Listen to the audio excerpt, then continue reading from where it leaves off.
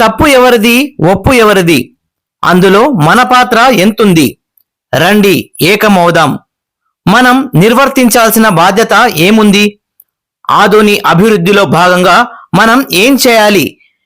ఇటువంటి ప్రశ్నలన్నిటినీ పరిష్కరించుకోవాల్సిన బాధ్యత మనపై ఉందని తెలిపారు ఆదోని సివిక్ సొసైటీ సభ్యులు. విప్లవాత్మక మార్పులు తీసుకురావడం ఆషామాషీ కాదని, ఆ బాధ్యత ప్రతి ఒక్కరిపై ఉందని తెలిపారు. ఆదోని సివిక్ సొసైటీ నందు సభ్యత్వం తీసుకోవాల్సిన ఆదోని పౌరులు తమను సంప్రదించాలని, తమతో కలిసి నడవాలని పిలుపునిచ్చారు. రాష్ట్ర వ్యాప్తంగా 10 రూపాయల నాణ్యం చలామణి కావడం లేదని, అది ఆదోని నుండే చలామణి చేసి రాష్ట్రమంతా చలామణి చేసేలా మార్పు తీసుకురావాలని ఆకాంక్షించారు. మరెన్నో సమస్యలు తమ దృష్టికి వచ్చాయని, అటువంటి సమస్యలన్నింటినీ అందరూ కలిసికట్టుగా పోరాడి పరిష్కరించుకుందాం అంటూ పిలుపునిచ్చారు. ఈ కార్యక్రమంలో ఆదోని సివిక్ సొసైటీ అధ్యక్షుడు రఘు, ఉపాధ్యక్షులు doctor Gopinath, secretary Krishnamohan, executive committee member విట్టా Satish పాల్గొన్నారు. అనే ఆలోచనలు ఉండే వాళ్ళని ఎక్కువగా దృష్టిలో ఉంచుకొని వాళ్ళని ముందుగా బేస్ చేసుకొని సమాజాన్ని ఒకంతు ముందుకు తీసుకుపోవాలనే ఆలోచనలతో ముందున్నాము. అందులో భాగంగా మేము బాధ్యతలకే ఎక్కువ ప్రిఫరెన్స్ ఇస్తాం. అంటే మనం బాధ్యతాయుతంగా ఉన్నామంటే ఆటోమేటిక్గా సమాజంలో సగం సమస్యలు పూర్తిగా తొలగిపోతాయి. వాళ్ళ మీద వీళ్ళ మీద మనము వ్యతిరేక భావంతో చూసినప్పుడు సమస్యలే కనపడతాయి. కానీ ఆ సమస్యల్లో ఆ బాధ్యత రాహిత్యంలో మనం కూడా ఉన్నాము, బాధ్యతంగా ఉన్నామంటే మనకు ఇదైపోతుంది అని అనుకుంటే అందరూ బాగుంటారనే ఉద్దేశంతోనే సొసైటీని ఏర్పాటు చేయడం జరిగింది. రెండోది ఏమంటే, మామూలుగా సమాజంలో అవినీతి అక్రమాలు జరుగుతూ ఉంటాయని చాలా మంది వ్యతిరేకిస్తూ ఉంటారు. ఆ వ్యతిరేకించే క్రమంలో మనము ఆ అవినీతిలో ఒక భాగము అని అనుకుంటే, మనము సక్రమంగా ఉన్నాము అనుకుంటే 1000 మందిలో 999 మందే ఉంటారు అనే ఉద్దేశం కూడా ఉంటుంది. సో ఈ రకంగా కేవలం బాధ్యతాయుతమైన సమాజాన్ని సృష్టించడానికి ఈ సొసైటీని ఏర్పాటు చేయడం జరిగింది. ఇది పక్కన పెడితే తర్వాత ఓటర్ల దినోత్సవం ఉంది జనవరి 25. మేము ఈ ఇనిషియల్గా ఇప్పుడే స్టార్ట్ చేశాం కాబట్టి ఇక్కడ నుండి ఏవేవైతే మనకి ఈ సామాజిక అంశాల మీద వస్తాయో వాటిని అన్నిటి మీద అవేర్నెస్ ప్రోగ్రామ్స్ ఇస్తాం. దాంట్లో భాగంగా ఓటర్ దినోత్సవం. ఈ ఓటర్ దినోత్సవం జనవరి 25 ఉన్నప్పటికీ మనము ఎలక్షన్స్ వరకు అవేర్నెస్ ఇచ్చుకుంటూ పోవచ్చు, అవగాహన ఇవ్వచ్చు, ప్రజల్లో అవగాహన రాహిత్యాన్ని అంతా కూడా తొలగించవచ్చు మనకు తెలిసిన విషయాలు చెబుతూ. ఇంకోటి ఏంటంటే, ఆంధ్ర రాష్ట్రం మొత్తము 10 రూపాయల కాయిన్స్ అంటే 10 రూపాయల నాణ్యాన్ని ఎవరు వాడుకలో తీసుకోవడం లేదు. దానికి ముఖ్య కారణం ఏమంటే అవగాహన రాహిత్యము, అపోహలు, భ్రమలు ఈ రకంగా ఉన్నాయి. సో వినూత్నంగా మేమేం ఆలోచిస్తున్నామంటే, ఈ కాయిన్ని ఆదోన్లో బాగా విస్తృతంగా చలామణిలో అయ్యే విధంగా చేయాలనే ఉద్దేశంతో మేము బ్యాంకర్స్ అసోసియేషన్ వాళ్ళని కలచడం, తర్వాత బ్యాంకు వాళ్ళని కూడా కలచడం జరిగింది. వాళ్ళు కూడా రీజనల్ సీనియర్ ఆఫీసర్స్తో మాట్లాడి మేము స్టిక్కర్స్ అట్లాంటివి తయారు చేసి మీ సొసైటీ ద్వారా చేస్తామని చెప్పారనమాట వాళ్ళు. సో ఇదొక కార్యక్రమం. ఇట్లా నిర్విరామంగా ఏదో ఒక కార్యక్రమం కొనసాగిస్తూ ప్రజల్లో మమేకమై ముందుకు పోవాలనేది మా main intention. Last but not least ఏంటంటే, ఆదోని పౌరులందరూ కూడా దీంట్లో భాగస్వాములు కావచ్చు. ఏ ఒక్కరు వాళ్ళు వేరు వీళ్ళు వేరు అనేది కాదు, అన్ని సంఘాలని కలుపుకొని పోయి సమస్యలు అట్ ది సేమ్ టైం సేవ ఇవన్నీ కూడా కలగలుపుకొని చేయాలనేదే మా intention. Thank you very much. అంటే మాకు ఇప్పుడు అందరూ ఓటు వేసాక ఇంకా మర్చిపోతాం. ఇప్పుడు రాజకీయ నాయకులు కానీ, అంటే మన ఎలక్టెడ్ రిప్రజెంటేటివ్స్ కానీ వాళ్ళే అన్ని పనులు చేస్తారు, అధికారులు కూడా మున్సిపల్ కానీ ఇంకో అధికారులు కానీ వాళ్ళే పని చేస్తారంటారు. కానీ ఇప్పుడు ఈ సివిక్ సొసైటీ ద్వారా మేమేమనుకుంటున్నామంటే, అందరూ భాగస్వామ్యం అప్పుడే మనం ఓటేసిన తర్వాత మర్చిపోకుండా మళ్ళీ మనం కూడా వాళ్ళని గుర్తు చేయడం కానీ అది చేస్తుంటేనే తప్పకుండా మనకు ఈ సమస్యలు కూడా తొందరగా తీరుతాయని చెప్పి మా ఉద్దేశం. అదొక ఉద్దేశం.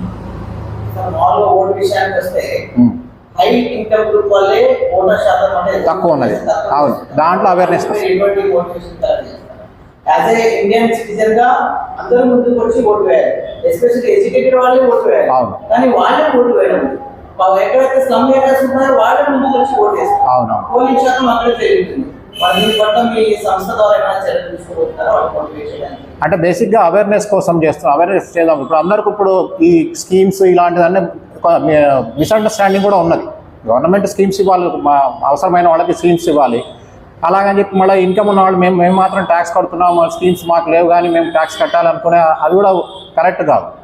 అందరూ భాగస్వాములే, అవసరమైన వాళ్ళు గవర్నమెంట్ ఇస్తుంది. కానీ ఇక్కడ ఏమవుతుందంటే కనుక మనం కూడా ఓటు వేసినప్పుడే మన బాధ్యత కూడా మనం తీర్చినప్పుడే అందరూ వేయాలి. ఓటు వేస్తేనే తప్పకుండా ఈ రిప్రజెంటేషన్ బాగుంటుంది అందరూ. ఎందుకంటే ఇప్పుడు లాస్ట్ టైం పాజిటివ్ అని ఓటు మాత్రం వేయాలి. ఎందుకంటే లాస్ట్ టైం చూసుకుంటే మనం 60% మాత్రమే ఉంది ఆదోన్లో. మొత్తం స్టేట్ కూడా అలాగే ఉంది. ఆదోన్లో కూడా 60% మాత్రమే రిప్రజెంటేషన్, అంటే 40% పీపుల్ ఆర్ నాట్ ఓటింగ్. అలా ఏమవుతుంది, కేవలం 30% వేసిన వాళ్ళే గెలుస్తున్నారు. అది పెద్దగా సరైన విషయం ఇది కాదు. అది ఒకటి కూడా అవేర్నెస్, అందరికీ అవేర్నెస్ కలిగించాలనే ఉద్దేశం. అది నేను ఈ ఆదోని సివిక్ సొసైటీలో వైస్ ప్రెసిడెంట్గా ఉంటున్నాను. ఇంతకుముందు మన రఘు గారు అలాగే కృష్ణమోహన్ గారు చెప్పినట్లు అన్ని రకాల యాక్టివిటీస్ తీసుకొని ప్రజలకు అవగాహన కల్పించడం అనేది ముఖ్యంగా చేయాలనుకుంటున్నాము. సో దాని ద్వారా ఎంతో కొంత సర్వీస్ చేస్తే ఫ్యూచర్లో మనము ఇంకా ఎక్కువగా సర్వీస్ చేయొచ్చు అని మా భావన. ఇందులో ఇంకా ఏంటంటే నిన్ననే మేము ఓవర్ బ్రిడ్జ్ గురించి ఒక రిప్రజెంటేషన్ ఎమ్మెల్యే గారికి ఇచ్చాము. ఆ ఓవర్ బ్రిడ్జ్లో ఏమైందంటే లెఫ్ట్ సైడ్ సర్వీస్ రోడ్ లేదు. ఆ సర్వీస్ రోడ్డు లేకుండా ఉన్నవాళ్ళు ఏమవుతుంది, అందరూ ఈ రైట్ సైడ్ నుంచి పోవడం బట్టి అటు వచ్చేవాళ్ళు, ఇటు పోయేవాళ్ళు, పైన నుంచి వచ్చే వెహికల్స్, కింది నుంచి పోయే వెహికల్స్ ఓవర్ బ్రిడ్జ్ మీద అక్కడంతా కూడాను బాగా రద్దీ ఎక్కువయ్యి యాక్సిడెంట్స్ అవుతున్నాయి అన్నమాట. టీచర్ కాలనీ, హనుమాన్ నగర్, ఆ ఏరియా ప్రాంతాలు. అందువల్ల ఈ లెఫ్ట్ సైడ్ ఉంటే కదా మన సర్వీస్ రోడ్ ఓపెన్ చేస్తే అక్కడంతా ఏదో ఆక్యుపైడ్ ఏదో ఉన్నట్టుంది. అది కానీ ఓపెన్ చేస్తే ఇప్పుడు లెఫ్ట్ సైడ్ పోయేవాళ్ళు లెఫ్ట్ సైడ్ వెళ్ళిపోతారు, రైట్ సైడ్ వస్తారు. సో అప్పటికి ఈ యాక్సిడెంట్స్ అనేది ఇన్సిడెంట్స్ తగ్గించవచ్చు అని ఉద్దేశంతో నేను ఎమ్మెల్యే గారు రిప్రజెంట్ ఇచ్చాము. ఎమ్మెల్యే గారు కూడాను దానికి సానుకూలంగా స్పందించారు. ఇవాళ ఉదయమే R&B ఇంజనీర్ కూడా వచ్చి చూసి వెళ్ళారు. సో తర్వాత ఏమవుతుంది అనేది మేము మళ్ళీ మీకు న్యూస్ ఇస్తాము. అలాగే ఈ ఓటర్ అవగాహన గురించి మేము చదువుకున్నట్టే డిగ్రీ కాలేజెస్లో వెళ్ళి అక్కడైతే కనుక అందరూ కూడా 18 years డబ్బు ఉంటారు కాబట్టి వాళ్లకు అవగాహన ప్లస్ వాళ్ళ అభిప్రాయాలు ఎలా ఉన్నాయి, ఓట్ అంటే ఏంటి, దాని తర్వాత ఎవరిని ఎన్నుకోవాలి, సో వాళ్ళ దగ్గర నుంచి ఫీడ్బ్యాక్ తీసుకొని దాన్ని అంతా కూడా ఒక కంప్లీట్ చేసి ఫ్యూచర్లో మళ్ళీ ఏం చేయొచ్చు అని దాని గురించి కూడా మేము డిస్కస్ చేసుకొని చేయాలనుకున్నాము. అలాగే ప్రతి వార్డుకు వెళ్ళి వీళ్ళైతే ఎలక్షన్స్ లోపల అక్కడ కూడా చిన్న చిన్న అవగాహన కార్యక్రమాలు చేస్తూ వాళ్ళకు ఒక హైలైట్ చేయడం ఏంటి, ఏం చేస్తే బాగుంటుంది అనే ఉద్దేశాలతో యాక్చువల్లీ స్థాపించడం జరిగింది. ఇది ఇంత మునుపు కూడా చాలా రోజుల కింద ఉండింది. తర్వాత కొన్ని రోజుల తర్వాత డిఫరెంట్ అయింది. అప్పుడు శంకరెడ్డి గారు, ఆడిటర్ శంకరెడ్డి గారు దీన్ని బాగా డెవలప్ చేశారు. తర్వాత ఆయన వెళ్ళిపోయాక అది కుంటుపడితే మేము మళ్ళీ దాన్ని రీకూప్ చేసి రీస్టార్ట్ చేసినట్టు అయింది. సో ఇంకా just not even 1 month. So అందువల్ల ఫ్యూచర్లో ఇంకా రకరకాల యాక్టివిటీస్ తీసుకొని చేస్తామని మా ఆశాభావం వ్యక్తం చేస్తున్నాను. Thank you very much. అది మన రఘు గారు చెప్తారు. ఇప్పుడు రీసెంట్గా ఎప్పుడే స్టార్ట్ అవుతుంది కాబట్టి ఇప్పుడు మెంబర్షిప్ దాంట్లోనే ఉన్నాను. ఇప్పుడు ప్రస్తుతానికి 40 మంది దాకా మెంబర్స్. బ్యాంక్ అకౌంట్స్ కూడా మేము క్రియేట్ చేస్తున్నామని అది రిసిప్ట్స్ కొంచెం ముందుగా మేము ఇప్పుడు అసోసియేషన్ బ్యాంక్ అకౌంట్ ఇప్పుడు జస్ట్ క్రియేట్ అయింది. దానికి మళ్ళీ డిపాజిట్స్ అని దాంట్లోకి మెంబర్షిప్ అని తీసుకుని అందుకని మేము ఇంకా ముందుగా సోపడతాం. అదర్వైజ్ చాలామంది ఉన్నారు మెంబర్షిప్ తీసుకోవడం. నమస్తే, నా పేరు సతీష్ అండి. నేను దీంట్లో ఎగ్జిక్యూటివ్ కమిటీ మెంబర్గా ఉన్నాను. ముందుగా మన ఆఫీస్ బైరర్స్ ఎక్స్ప్లెయిన్ చేసినట్టు సంస్థని ముందుకు తీసుకుపోవడం అనే దాంట్లో ప్రజలతో మమేకమై ప్రజల్లో కూడా చైతన్యాన్ని పెంచి దానికి తగిన ప్రోగ్రామ్స్ ఏదైనా చేయాల్సిన పరిస్థితి వస్తే ఎవరైనా స్పాన్సర్షిప్ ఇస్తే స్పాన్సర్లు కూడా తీసుకుని చేసేటటువంటి ఒక ఆలోచన కూడా మనము ఎయిమ్స్ అండ్ ఆబ్జెక్టివ్స్లో పొందుపరుచుకున్నాము. సో ఇది సక్సెస్ కావాలని, దీని ద్వారా ఆదోని పౌరులకి ఎంతో కొంత బెనిఫిట్ చేకూరాలని ఆశిస్తున్నాను. Thank you.